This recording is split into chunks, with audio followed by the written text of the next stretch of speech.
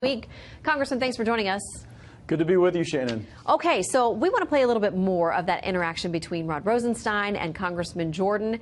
We'll talk about it after you listen in. Why are you keeping information from Congress? Sir, I certainly hope that your colleagues are not under that impression.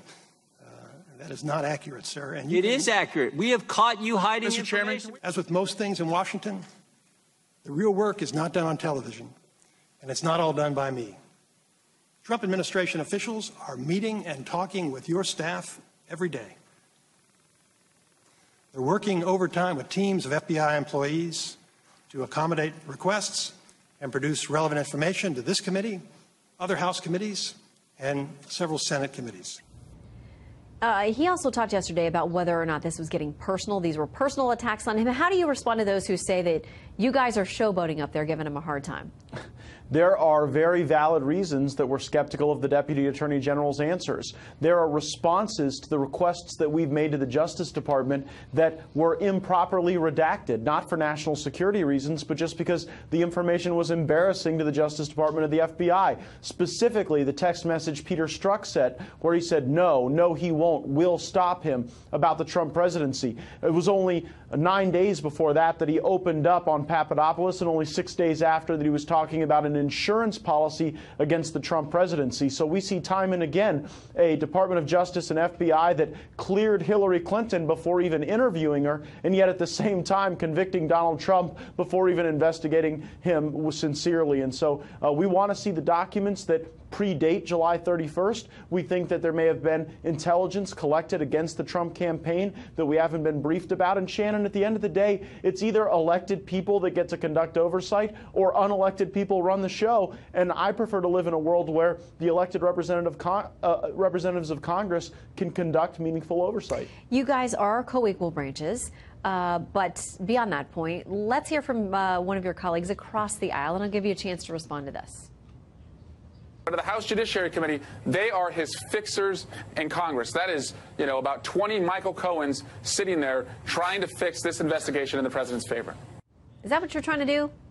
No, I dress considerably better than Michael Cohen, and so I reject the characterization. Look, we're just trying to do our job. I mean, Rod Rosenstein said on May 1st of this year that he didn't believe there was any constitutional basis for oversight. I mean, my goodness, it's our job to appropriate funds and then make sure those funds are used correctly. And here you've got an investigation of the sitting president of the United States where, in response to my questioning, the Deputy Attorney General wouldn't even say whether he read the document he signed allowing intelligence to be collected against someone associated with Donald Trump. And so, I'm deeply concerned when you have people that aren't telling the truth to Congress, that are hiding documents that aren't national security related. They're just embarrassing. And then at the same time, they continue to make these or allow this investigation to persist against the president that is built on a rotten foundation from biased agents who demonstrated their bias in text messages to one another. I think it's time to wrap this investigation up and move on to the important issues that are facing the country.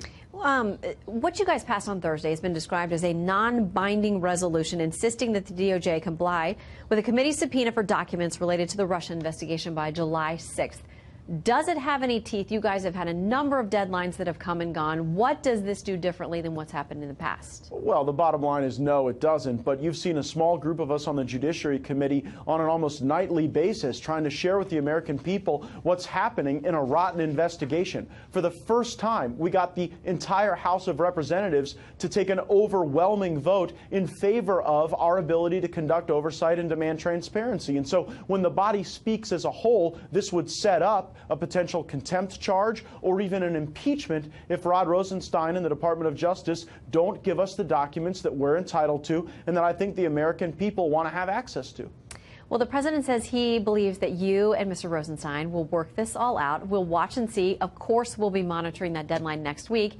In the meantime, keep us updated and have a great weekend. You too, Shannon. Returned from a 2-day trip out meeting with Americans and came here and met with senators from both parties because it is the Senate's job constitutionally to advise and consent the president on such matters, and the president is taking into account their advice. At the same time, it will be a presidential decision. This president, owing back to the campaign for 2 straight years now, Bill, has been very transparent and therefore accountable with respect to the type of person and indeed the specific individuals he would consider to put on the nation's highest court. yes, as you just mentioned, he elevated Justice Neil Gorsuch, who's been an outstanding jurist in his first term and a half on the Supreme Court. But look also at what the president has done in the U.S. Circuit Courts. There are 21 confirmed judges on the U.S. Circuit Courts. 1 out of 8 U.S. Circuit judges right now is a Trump appointee. And so we already see the way the president approaches this. I think Neil Gorsuch in his confirmation hearings put it best when it came to some of these hot-button issues like abortion, where he said it's settled precedent and it's not my job, it's not relevant whether I like a particular precedent or don't. And I know people on the other side who are really losing in every turn these days, politically, then practically, they are going to try to make this about 1 or 2 issues. We know that the Supreme Court covers any number of issues under the Constitution in a given term. Just this past week and last week, they decided cases on the impropriety of using union dues, compelling people to use them for political purposes. Obviously, they ruled in the president's favor on the travel ban. They have released opinions very recently on internet taxes. So the court is very active on a breadth of issues. This president says he will choose from that list, and he's been very clear in his appointments the type of jurist that he likes, a constitutionalist. Does he make a decision before the summit with Vladimir Putin in 2.5 weeks? Well, he may. I don't think that the timeline has anything to do with the summit.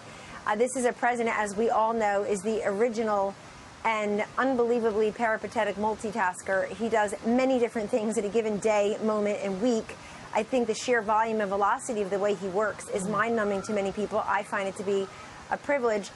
So I don't think that a timeline is going to be according to a summit, so much as the president takes very seriously a Supreme Court vacancy and knows that we should move with some dispatch in filling that vacancy. Okay, and we'll put that down as a maybe then, based on the timeline for July 16th. Well, he's a guy who moves with alacrity on everything, as you know. So maybe sooner. Maybe sooner. Maybe sooner. But I think that person could be confirmed this year. Why not? Okay. That being said, Kellyanne, this upcoming summit with the president and Vladimir Putin, what does President Trump, what is he heading into that summit hoping to accomplish and get done? The president has made very clear a couple of things. One is to improve relations with countries and its leaders where we can, where it makes sense for the United States of America and for peace-loving people everywhere, to improve relationships.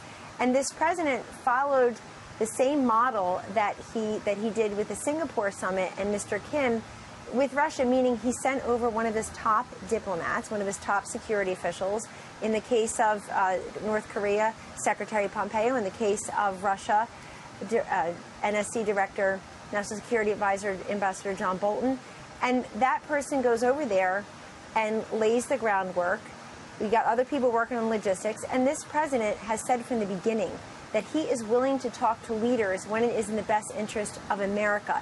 If Russia and the United States of America can work on national security issues together, the president will do that. But at the same time, this president has had no reluctance whatsoever to push back when he has felt it is appropriate. And there expelling Russian officials, sanctioning, pushing back on Assad. And I just want to say one more thing. You had President Obama whispering in a hot mic that he would have more flexibility after the next election. You have this president as transparent as can be on going on when he's going to sit down. That's a much better way to be president. But to have a summit like this, you got to get some sort of win-win on each side. And what is the win-win for Vladimir Putin? What is the win-win for President Trump? Is it some sort of deal on Syria? Is that where the ground can move?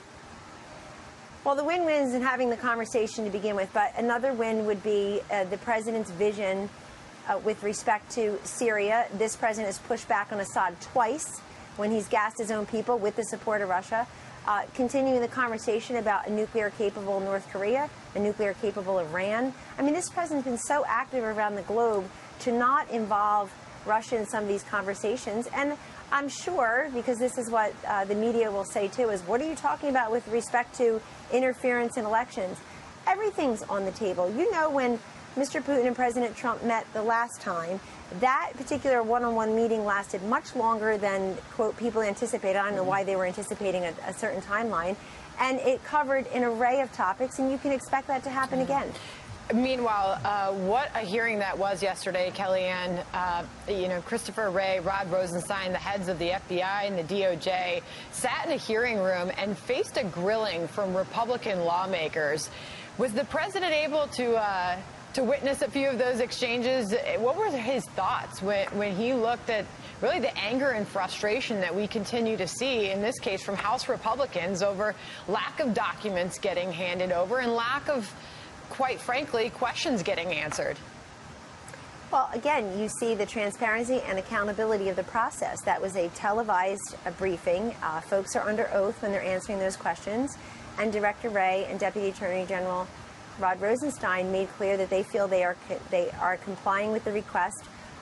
Some of the Republicans and others disagree. The House obviously passed a bill yesterday, or passed a bill, and a resolution, yeah. A resolution, yeah. Excuse me. And the fact is that people do. It is true that many Americans are tiring with the length of the process here. That is absolutely true. If you look at the polls, the number of people who are saying that the investigation is a good idea, or has it gone on too long? Is it interfering with other things?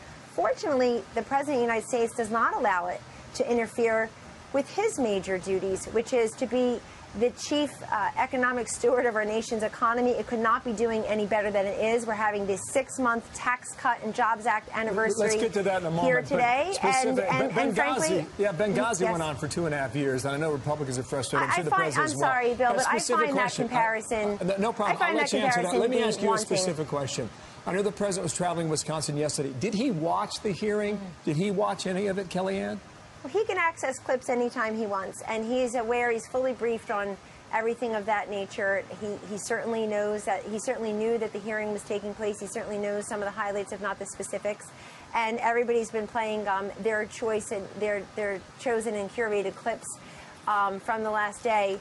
So I think the president could not be more clear. He tweets about it and puts it on social media often. He talks about it freely often, that he believes this is a witch hunt and that there is no collusion. He goes back to what we were promised at the very beginning of this, which is that this changed votes and he wasn't duly elected. That's all a load of bunk, and everybody knows it. He was duly and democratically elected, and he doesn't let any of it get in his way of presiding over the strongest economy in generations, if not our lifetimes, if not ever, and continuing to meet with leaders here in America, but across the globe and at different summits to try to bring more peace and prosperity wherever he can.